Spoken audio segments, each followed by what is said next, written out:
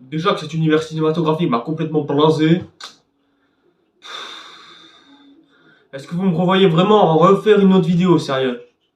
Non, je me suis toujours pas remis de ce flash. Toujours pas. Bonsoir, bonjour tout le monde, c'est Satire, et au monde, c'est Satire. Je l'ai ouvert. Ah là là là là, pas vous commencer. Et alors complètement traumatisé. Je peux pas venir à coup de ouais, mais attends, le film il est beau, mais après qu'est-ce qu'il raconte? Il raconte rien. Et donc bonsoir et bonjour tout le monde, c'est Red Satire et aujourd'hui cette fois-ci, nouvelle vidéo après film, puisque je me suis dit j'ai rien à dire, j'ai rien à raconter, donc je me suis dit allez on va revenir sur une vidéo que j'avais pas faite il y a un moment.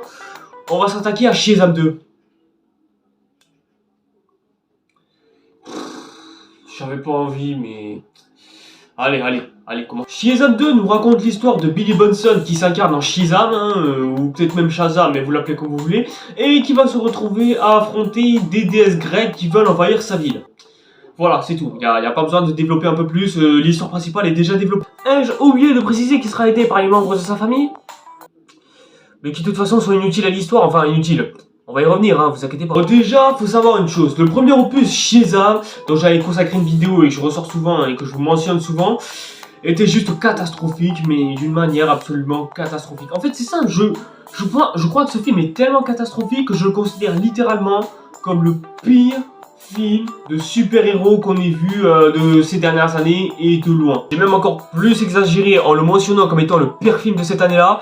Donc voilà, pour te dire à quel point ce film, je le déteste au plus haut point. C'est littéralement le pire film de super-héros de tous les temps et le pire film de 2019 aussi.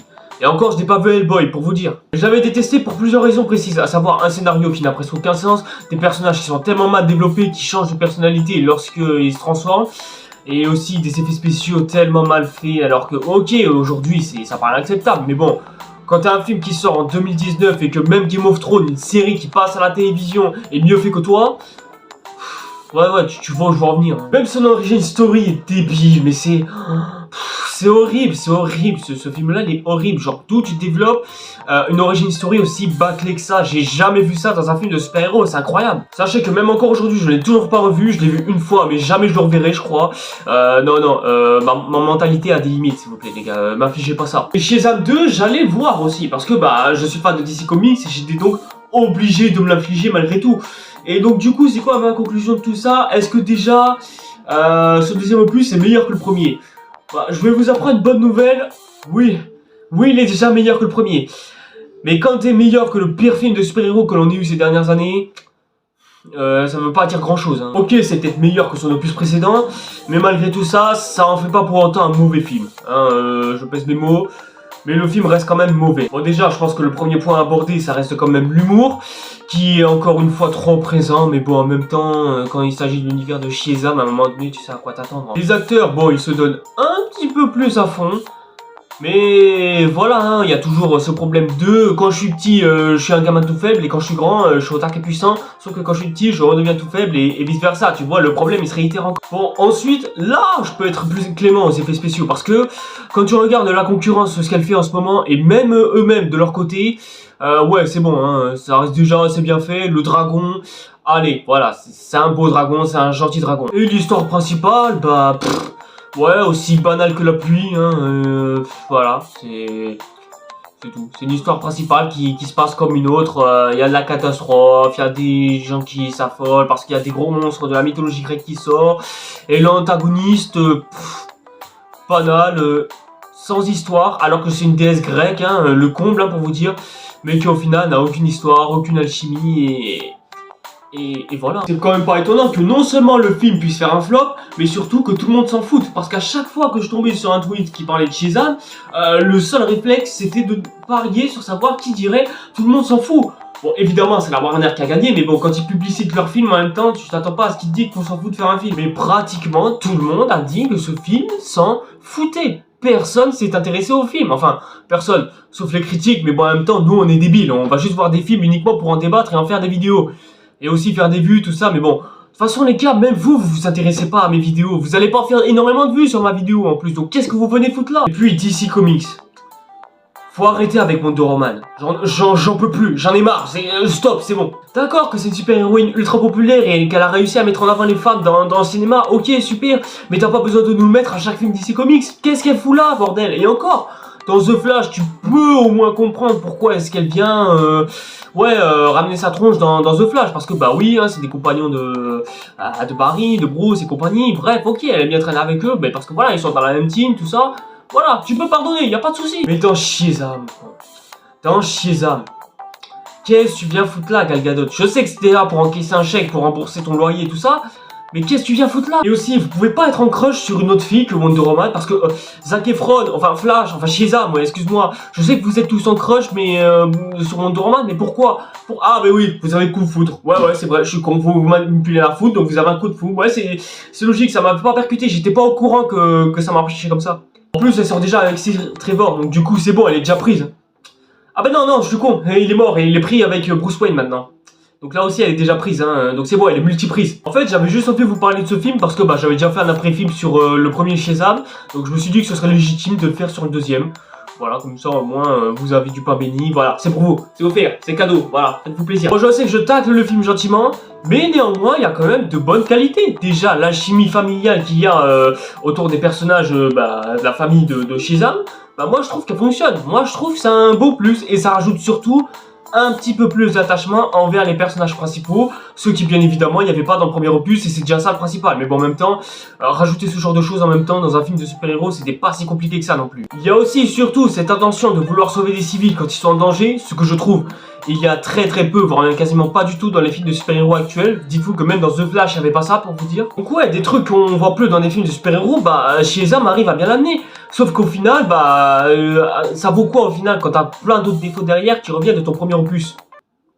Ouais, au final, ça vaut pas grand-chose au final. C'est juste... J'aurais bien aimé vous faire une section spoiler, mais bon... franchement les mecs, qu'est-ce qu'il y a à spoiler concrètement? Qu'est-ce que vous voulez que je vous spoil? Sérieux, il y a pas grand chose à spoiler. Il y a même quasiment rien à spoiler pour vous dire. Eh les gars, franchement, vous voulez que je vous dise la vérité? Et je sais même pas du tout ce que j'ai à spoiler parce qu'en fait, j'ai même pas envie de faire section spoiler tellement il y a rien à spoiler. Sérieux, il y a rien à dire sur ce film, il y a rien à dire. Beaucoup moins que dans le premier opus, ok? Mais franchement, il y a pratiquement rien à dire. J'ai la preuve en est, j'ai déjà tout dit. Voilà, c'est tout. La vidéo elle a fait 5 minutes 55. Voilà, super, j'ai fait une après-film super courte. Mais bon, après en soi, je m'en veux pas trop, hein. Après tout, je vous ai déjà fait une vidéo d'1 heure. Enfin non, juste une vidéo d'une demi-heure et une de 3/4 d'heure. Donc c'est bon, je peux vous laisser un petit peu respirer pour une fois. Mais après, je peux peut-être vous laisser une petite session spoiler. Mais bon, que vous ayez aller voir le film ou pas, qui vous intéresse ou pas, de toute façon, vous pouvez rester si vous voulez, hein. Moi je m'en bats les couilles. Hein. Juste pour faire une petite section spoiler de Spi, voilà, parlez-vous de la vidéo si vous voulez aller voir le film direct, hein, comme ça moi, voilà. Il y a juste là le climax final que j'ai au moins trouvé un petit peu intéressant. Parce que pour une fois que j'avais envie que Shazam ne crève pas et que j'avais un petit peu d'intention de voir ce que le personnage allait voir, s'il allait crever ou pas. Oui, émotionnellement, j'étais investi dans le climax. Mais ouais, c'est un climax banal comme on en a vu des centaines de fois. Donc en fait, Shazam 2, la rage des dieux, c'est une redite de tous les films de super-héros qu'on a revus. Juste le seul exploit, c'est qu'il a réussi à faire au moins mieux que le pire film de super-héros de ces dernières années. Voilà, c'est tout. Et pour autant, le film est mauvais. Voilà, juste il est mauvais parce que il y a des défauts qui restent malgré tout. Et ouais, non, c'est pas un film à voir. Franchement, les mecs, c'est même pas un film que vous pouvez aller voir en streaming. Juste faites comme s'il n'existait pas et votre vie elle va pas changer. Hein. Juste la scène post-générique où on annonce la soi-disant Justice Society qui était censée être présent en plus dans Black Adam. Ouais non, franchement même là c'était pas drôle. La blague de ah cool je fais partie de la Justice League, mais non t'es intégré dans la Justice Society. Non les mecs, non, sérieux, plus jamais. Ne refaites plus jamais ça s'il vous plaît, c'est bon, stop, on veut pas. J'aurais pu profiter du reste de cet après-film pour parler de Ant-Man, Quantumania évidemment, mais non, on va se le réserver pour plus tard, hein, ne vous inquiétez pas. Et pour information, Ant-Man était 10 fois mieux que ce film là. Ouais, je pèse mes mots. Et donc du coup, c'est quoi la note que j'attribue à ce film?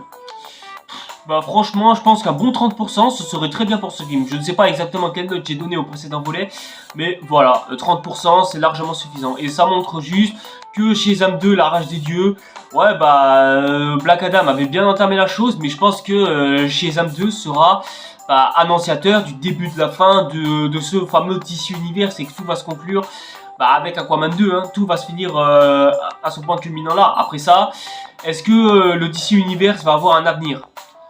Personnellement, moi je pense que non. Mais bon, ça, on en parlera un autre jour. Le truc de bien, c'est qu'il sera au moins plus potable que déjà Shazam 2, mais surtout que The Flash et futurement Blue Beetles. D'ailleurs, petite anecdote importante, hein, je tiens à souligner, mais sachez que vous vous souvenez quand je vous avais dit dans ma vidéo sur les films que j'attends le plus cette année, que Aquaman j'avais classé en numéro 4, bah je préfère mettre les Gardiens de la Galaxie à la place, parce que franchement, plus le temps passe, moi je m'intéresse à ce film. Non, je vous jure, c'est la vérité, hein. Aquaman 2 ne m'intéresse absolument plus du tout. Maintenant que je vois comment part le DC Universe, là, franchement, je sais pas du tout dans quelle direction est-ce qu'on va là. Là, je sais pas du tout où est-ce que va DC. Mais enfin bref, 30% c'est suffisant à accorder à ce film-là. Bon, voilà les gens, c'est tout pour cette vidéo. Merci à toutes et à tous de l'avoir suivi. Je vois que vous voyez bien que je suis heureux de faire ces vidéos, pas du tout. Mais bref, n'hésitez pas à liker, commenter, dire ce que vous avez pensé du film, etc. etc. Et comme d'hab, les réseaux sociaux, hein, Twitter et Facebook, Insta. L'abonnement, hein, n'oubliez pas. Et aussi la petite cloche, hein, comme ça moi vous êtes au courant de tout ce que je sors et des vidéos qui sortent. Et du coup, bah nous, hein, voilà, hein, on se retrouve pour une prochaine vidéo. Allez, c'était Restatir. Ciao les gars. C'est trop sale, car fait trop de sale. C'est dommage, car j'étais un bon gars, mais je suis devenu un bandit. Le OG, le